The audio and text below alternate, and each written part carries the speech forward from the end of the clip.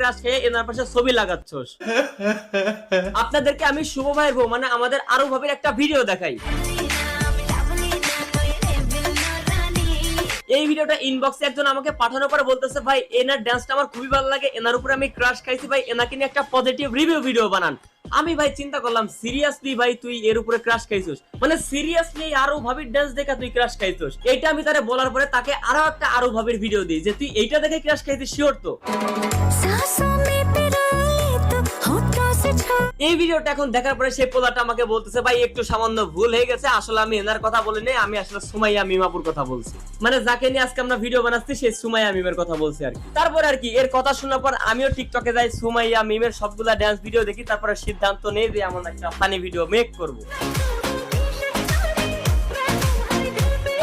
আপনারা যারা আমার নতুন অডিয়েন্স আছেন একটা বিষয় জানলে খুবই আপনারা অবাক হবেন। একটা সময় এই কিবরিয়া নৌকা ডান্স দিয়ে আমি প্রচুর ভিডিও বানাইতাম, প্রচুর রোজ ভিডিও বানাইতাম। এই নৌকা ডান্সের নামে কি পরিমাণে সেই সময়